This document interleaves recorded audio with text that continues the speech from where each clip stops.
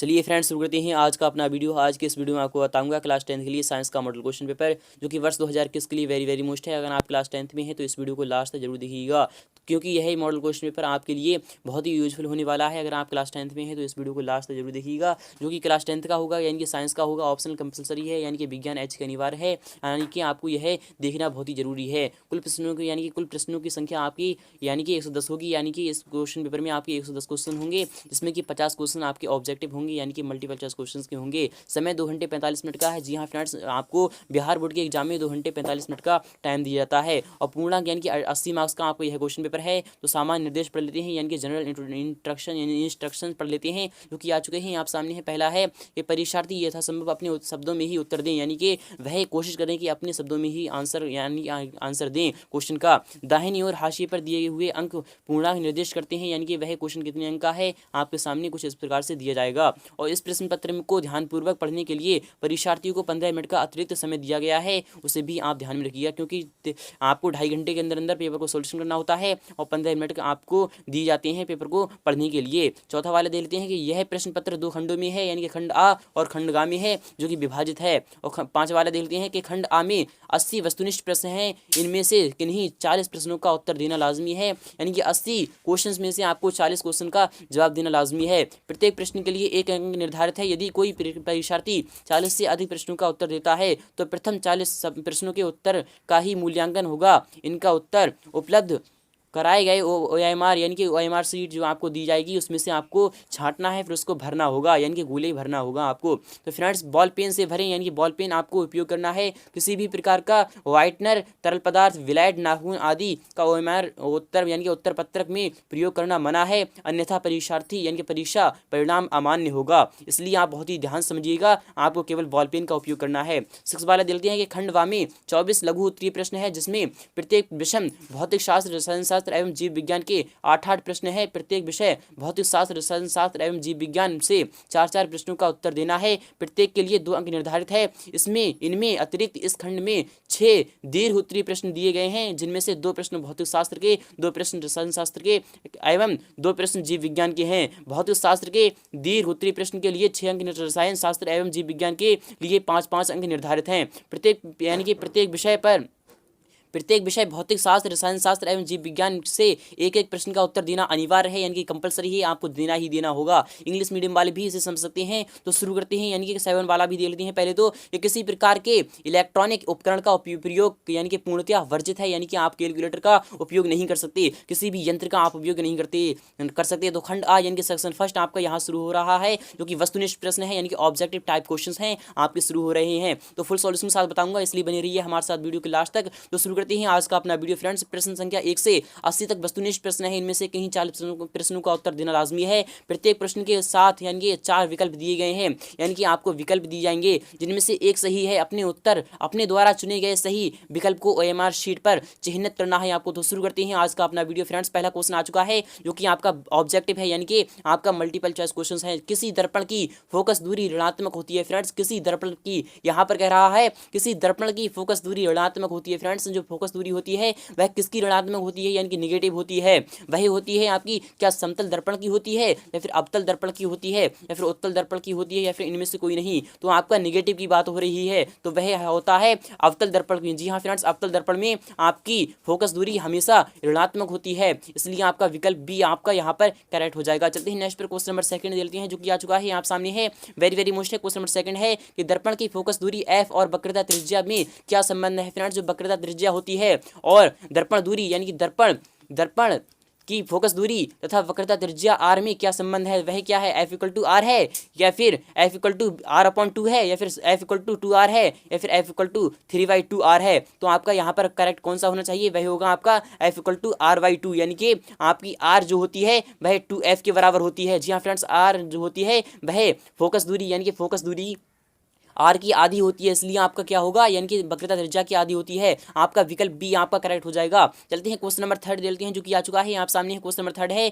कि सामान्य दृष्टि के लिए यानी कि दृष्टि की न्यूनतम दूरी होती है, वह होती है 25 मीटर होती है, या फिर 25 सेंटीमीटर होती है, या फिर 25 मिलीमीटर होती है, या फिर इनमें से कोई नहीं। यहाँ पर बात हो रही है सामान्य दृष्टि के लिए, यानी कि जो बिल्कुल ही स्वच्छ है, यानी कि उसमें किसी भी प्रकार का रोग नहीं है। तो स्पष्ट दृष्टि के लिए न्यूनतम दूरी होती है वह होती है 25 सेंटीमीटर, इसलिए आपका विकल्प बी आपका यहाँ पर करेक्ट हो जाएगा। चलते हैं क्वेश्चन नंबर 4 दे लेते हैं जो कि आ चुका है आप सामने है कि श्वेत प्रकाश का कौन सा रंग वर्ण किसी प्रिज्म से गुजरने के पश्चात सबसे कम झुकता है। फ्रेंड जो सबसे कम झुकता है वह कौन सा रंग है, बैंगनी है या फिर नीला है या फिर लाल है या फिर पीला है। तो आपका जवाब क्या आ जाएगा, वह आ जाएगा आपका ऑप्शन नंबर यहाँ पर कौन सा होना चाहिए, कमेंट बॉक्स में आप हमें जरूर बताइएगा। तो क्वेश्चन नंबर 5 देख लेते हैं जो कि आ चुका है आप सामने है कि मानव आंख की रेटिना द्वारा बनाई गई छवि होती है आभासी और सीधी होती है, वास्तविक और उल्टी होती है, आभासी और उल्टी होती है या फिर वास्तविक और सीधी होती है। यानी कि मानव आंख की रेटिना द्वारा बनाई गई छवि होती है फ्रेंड्स, जो रेटिना द्वारा होती है आभासी और सीधी होती है या फिर वास्तविक और उल्टी होती है। फ्रेंड्स आपका जवाब आएगा वास्तविक और उल्टी। जी हाँ फ्रेंड्स, वास्तविक और उल्टी होती है, इसलिए आपका विकल्प भी आपका यहाँ पर करेक्ट हो जाएगा। चलते हैं क्वेश्चन नंबर 6 देखते हैं जो कि आ चुका है आप सामने है कि आकाश का रंग नीला प्रतीत होता है। फ्रेंड जो आकाश का रंग होता है वह नीला क्यों प्रतीत होता है, वह काला भी प्रतीत हो सकता है और भी रंग प्रतीत हो सकता है, बट वह नीला ही प्रतीत क्यों होता है, वह होता है क्या प्रकाश के परावर्तन के कारण होता है या फिर प्रकाश के प्रकीर्णन के कारण होता है या फिर प्रकाश के अपवर्तन के कारण होता है या फिर इनमें से कोई नहीं। तो आपका जवाब क्या आएगा, तो वह होगा यानी कि आकाश का जो रंग होता है वह किसके कारण होता है, वह होता है आपका प्रकाश के किसके होता है, आप कमेंट बॉक्स में हमें जरूर बताइएगा। चलते हैं क्वेश्चन नंबर 7 देखते हैं जो कि आ चुका है आप सामने। क्वेश्चन नंबर 7 है वेरी वेरी मोस्ट है, क्वेश्चन बार बार आता है, इस बार भी आ सकता है, इसलिए हमारे साथ इस क्वेश्चन को बहुत ही ध्यान समझिएगा कि किसी दर्पण से वस्तु का यानी कि प्रतिबिंब बड़ा बनता है। फ्रेंड जो कोई दर्पण है उस वस्तु का प्रतिबिंब हमेशा यानी कि सदैव बड़ा बनता है। तो समतल दर्पण है या फिर अवतल दर्पण है या फिर उत्तल दर्पण है या फिर इनमें से कोई नहीं। तो बड़ा दर्पण यानी कि बड़ा दर्पण किससे बनता है, तो आपका जवाब क्या आएगा, वही आएगा आपका अवतल दर्पण। जी हाँ फ्रेंड्स, अवतल दर्पण से सदैव प्रतिबिंब बड़ा बनता है, इसलिए आपका विकल्प बी आपका यहाँ पर करेक्ट हो जाएगा। चलते हैं क्वेश्चन नंबर 8 देखते हैं जो कि आ चुका है आप सामने है वेरी वेरी मोस्ट है। क्वेश्चन नंबर 8 देखते हैं कि निम्न में से कौन सा लेंस निकट दृष्टि दोष को ठीक करने के लिए उपयोग किया जाता है। यानी कि यहाँ पर बात हो रही है निकट दृष्टि दोष।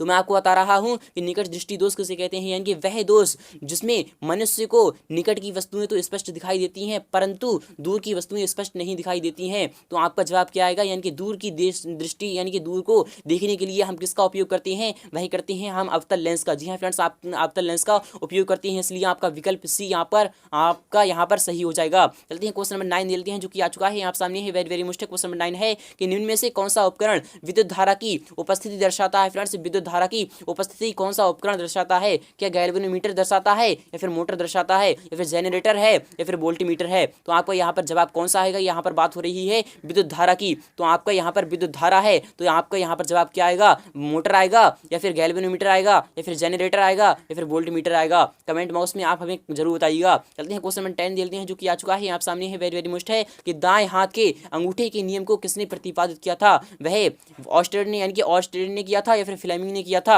या फिर आपका आइंस्टीन ने किया था या फिर मैक्स बेल ने किया था। तो दाएं हाथ के जो अंगूठा का नियम है वह किसने किया था, वह किया था आपका ऑस्टेड ने। जी हाँ फ्रेंड्स, ऑस्टेड ने किया था, इसलिए आपका जवाब क्या आएगा, आपका विकल्प ए यहाँ पर बिल्कुल करेक्ट हो जाएगा। चलते हैं क्वेश्चन नंबर 11 देखते हैं जो कि आ चुका है आप सामने है कि विभवांतर का ऐसा ही मात्रक है। फ्रेंड्स जो विभवांतर होता है यानी कि बी होता है उसका ऐसा ही मात्रक क्या होता है, तो बी से ही प्रदर्शित हो रहा है कि बोल्ट होता है। जी हाँ फ्रेंड्स, बोल्ट होता है, इसलिए आपका विकल्प ए यहाँ पर बिल्कुल ही करेक्ट हो जाएगा। और बी यानी कि ओम, ओम किसका प्रतीक होता है, यानी कि ऐसा ही मात्रक किसका होता है, वह होता है आपका प्रतिरोध का। और एम्पियर किसका होता है, वह होता है आपका विद्युत धारा का। और कूलम किसका होता है, तो कूलम आपका आवेश का होता है। आप इसे यानी कि इन तीनों को भी ध्यान में रखिएगा। तो बोल्ट आपका विकल्प आपका यहाँ पर बिल्कुल ही करेक्ट हो जाएगा। चलते हैं क्वेश्चन नंबर 12 देखते हैं जो कि आ चुका है आप सामने है वेरी वेरी मोस्ट है कि निम्नलिखित में से किस संयोजन द्वारा प्रतिरोध का मान बढ़ता है। फ्रेंड्स प्रतिरोध का मान बढ़ता है श्रेणी क्रम में बढ़ता है या फिर समांतर क्रम में बढ़ता है या फिर श्रेणी एवं समांतर क्रम दोनों में बढ़ता है या फिर इनमें से कोई नहीं। तो आपका जवाब क्या आएगा, यानी कि संयोजन यानी कि योग करने पर किसका प्रतिरोध सबसे बढ़ता है यानी कि बढ़ता जाता है, तो श्रेणी क्रम यानी कि श्रेणी क्रम में प्रतिरोध बढ़ता जाता है क्योंकि R equal to R1 + R2 dash RN तक आपका चला जाता है, इसलिए आपका बढ़ता जा रहा है। बट यहाँ पर समांतर क्रम है, समांतर क्रम किसे कहते हैं, तो 1/r यानी कि आपके यह है कि इसमें 1/r1 + 1/r2 आपका इस प्रकार से आता है। तो आपका विकल्प आ यहाँ पर फिलहाल के सही होगा। चलते हैं क्वेश्चन नंबर 13 देखते हैं जो कि आ चुका है आप सामने। क्वेश्चन नंबर 13 है कि चुंबकीय बल रेखा की प्रकृति होती है। फ्रेंड जो चुंबकीय बल रेखाएं होती हैं उसकी आपकी प्रकृति कैसी होती है, क्या काल्पनिक होती है फिर वास्तविक होती है, या फिर आपकी वास्तविक एवं काल्पनिक दोनों होती है, तो या फिर इनमें से कोई नहीं, तो आपका जवाब क्या आएगा, वह आएगा आपका काल्पनिक। जी हाँ फ्रेंड्स, चुंबकीय बल रेखाएं होती हैं उनकी जो प्रकृति होती है वह काल्पनिक होती है, इसलिए आपका विकल्प आ आपका यहाँ पर करेक्ट हो जाएगा। चलते हैं क्वेश्चन नंबर 14 देते हैं जो कि आ चुका है आप सामने है, वेरी वेरी मोस्ट है, बार बार आता है। तो 1 किलोवाट यानी कि 1 किलोवाट घंटा किसके बराबर होता है फ्रेंड, जो 1 किलोवाट घंटा होता है वह किसके बराबर होता है, क्या वह 0.36 इंटू 10 जूल के बराबर होता है, या फिर बी 1.6 इंटू 10 -19 यानी -19 जूल के बराबर होता है, या फिर 3.6 इंटू 10 जूल के बराबर होता है, या फिर इनमें से कोई नहीं। तो 1 किलोवाट घंटा मात्रा किसके बराबर होता है, फिलहाल की मैं आपको बता रहा हूँ भाई आपका होगा ऑप्शन नंबर सी आपका यहाँ पर करेक्ट होगा, क्योंकि 3.6 इंटू 10 जूल के बराबर आपका 1 किलोवाट घंटा मात्र होता है, इसलिए आपका विकल्प सी आपका यहाँ पर करेक्ट हो जाएगा। फिलहाल के इसे निकाल लेते हैं, यानी कि 1 किलोवाट हो रही है, तो 1 किलोवाट यानी कि एक बार यानी कि 1 किलोवाट में कितने वाट होते हैं, वह होते हैं आपके 1000 वाट। जी हाँ फ्रेंड्स, 1000 वाट होते हैं। और घंटा में यानी कि घंटा में कितने सेकंड होते हैं, तो आपका जवाब क्या आएगा, यानी कि घंटा में कितने सेकंड यानी कि सेकंड होते हैं, वह होते हैं 3600। तो आपके 2 से 0 से 2 0 कैंसिल हो जाएगा, तो 3.6 यानी कि 3.6 आ जाएगा आपका। और यहाँ पर आपकी कुछ यानी कि इस प्रकार से आपकी पावर भी निकल के आ जाएगी, इसलिए आपका जवाब क्या आएगा, आपका ऑप्शन नंबर सी यहाँ पर फिलहाल के सही होगा। चलते हैं क्वेश्चन नंबर 15 दे लेते हैं जो कि आ चुका है आप सामने है। क्वेश्चन नंबर 15 है कि नवीकरणीय ऊर्जा का स्रोत है फ्रेंड, जो नवीकरणीय ऊर्जा होती है उसका स्रोत क्या होता है फ्रेंड, जो नवीकरणीय ऊर्जा यानी कि वह दोबारा से जीवित हो सकती है, और यानी कि नाभिकीय ऊर्जा है, या फिर सौर ऊर्जा है, या फिर कोयले से प्राप्त ऊर्जा है, या फिर प्राकृतिक गैस से प्राप्त ऊर्जा है। तो आपका जवाब क्या होगा, यानी कि नवीकरणीय ऊर्जा का स्रोत है वह होगा आपका ऑप्शन नंबर बी, यानी कि सौर ऊर्जा है फ्रेंड। जो सौर ऊर्जा है वह आपकी सौर ऊर्जा यानी कि नवीकरणीय ऊर्जा है। जी हाँ फ्रेंड्स, इसे हम दोबारा से जीवित यानी कि वह सूर्य है, यानी कि सूर्य से भी हमें हमेशा मिलती रहेगी, इसलिए आपका विकल्प बी आपका यहाँ पर करेक्ट होगा। चलते हैं क्वेश्चन नंबर 16 देते हैं कि कौन सा लेंस अपसारी लेंस भी कहा जाता है फ्रेंड्स, कौन सा लेंस है जो अपसारी लेंस भी कहा जाता है, तो अवतल लेंस है, या फिर उत्तल लेंस है, या फिर अवतल एवं उत्तल दोनों है, या फिर इनमें से कोई नहीं। तो आपका विकल्प कौन सा होगा, यहाँ पर करेक्ट होगा, यानी कौन सा लेंस अपसारी की बात हो रही है। अपसारी लेंस किसे कहते हैं, यानी कि वह लेंस जो अपनी यानी कि प्रकाशीय किरणों को अपसारित यानी कि फैलाता है उसे अपसारी लेंस कहते हैं। तो उत्तल लेंस आपका यानी कि सिकुड़ता है, यानी कि सिकुड़ता है वह एक जगह पर स्थान पर इकट्ठा करता है, और अपसारी लेंस यानी कि अवतल लेंस जो होता है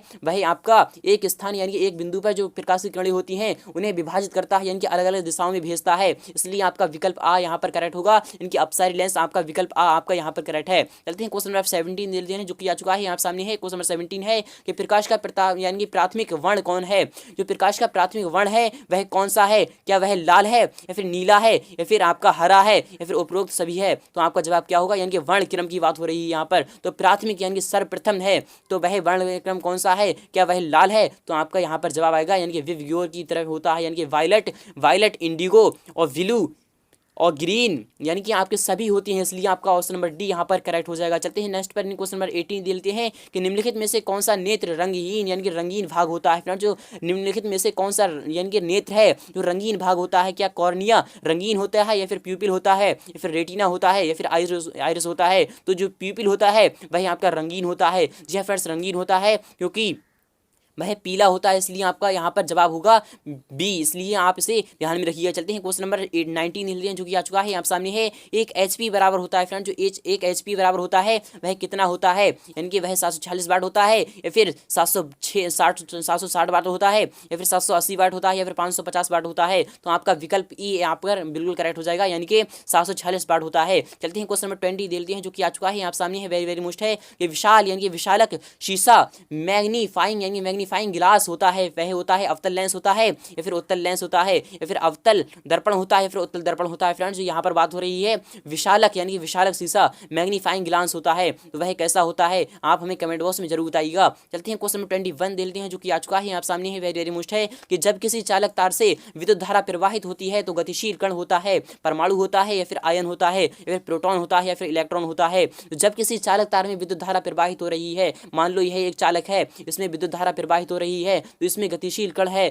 वह होता है इलेक्ट्रॉन। जी हाँ फ्रेंड्स, इलेक्ट्रॉन के प्रवाह से ही आपका विद्युत धारा प्रवाहित होती है, इसलिए आप इसे भी समझ सकते हैं, इसलिए आपका विकल्प डी आपका यहाँ पर करेक्ट होगा। चलते हैं क्वेश्चन नंबर 22 देते हैं कि एम्पीयर यानी कि एम्पियर घंटा मात्रक है। फ्रेंड्स, जो एम्पियर घंटा मात्रक होता है वह किसका मात्रक होता है? यहाँ पर आप समझ सकते हैं कि एम्पियर घंटा यानी कि एम्पियर सेकंड की बात हो रही है, तो शक्ति का है या फिर आवेश का है या फिर आपका यहाँ पर ऊर्जा का है या फिर इनमें से कोई नहीं, तो यानी कि आप इसे समझ सकते हैं यानी कि शक्ति का जो मात्रक होता है वह क्या होता है? तो शक्ति का मात्रक होता है आपका वॉट होता है। और आवेश का क्या होता है? तो आवेश का आपका होता है आवेश यानी Q बराबर IT होता है, Q बराबर IT, इसलिए आपका यहाँ से मिल जाएगा यानी कि I का मान क्या होता है? तो I का आपका एम्पियर होता है और T यानी कि T का मात्रक घंटा या फिर सेकंड होता है, इसलिए आपका आवेश का मात्रक होता है जो कि एम्पियर घंटा होता है, इसलिए आपका विकल्प बी आपका यहाँ पर करेक्ट होगा। चलते हैं क्वेश्चन नंबर 23 देख लेते हैं कि निम्नलिखित में से कौन सा मात्रक यानी कि निम्नलिखित में से कौन सा मात्रक W के बराबर होता है? फ्रेंड्स, W के बराबर कौन सा होता है? क्या वह जूल प्रति सेकंड होता है या फिर जूल सेकंड होता है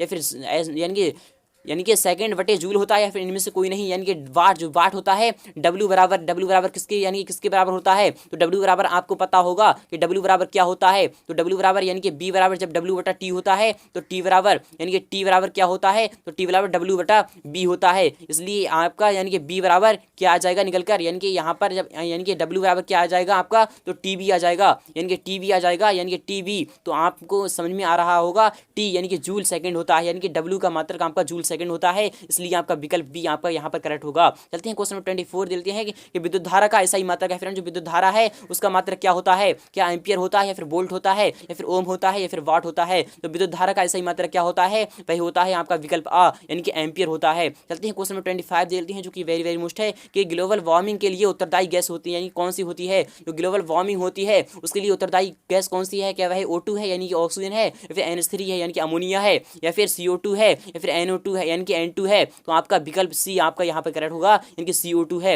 यह थी आपके 25 क्वेश्चन जो कि मल्टीपल चॉइस क्वेश्चंस थे। उम्मीद करूंगा आपको वीडियो बहुत ही अच्छी लगी होगी। अगर वीडियो अच्छी लगी है तो वीडियो को लाइक करना, शेयर करना बिल्कुल भी ना भूलें। इससे भी यानी कि मैं और भी मॉडल क्वेश्चन पेपर लाऊंगा बहुत जल्द। उम्मीद करूंगा आपको यह वीडियो बहुत ही अच्छी लगी होगी। मिलते हैं नेक्स्ट पार्ट में। बहुत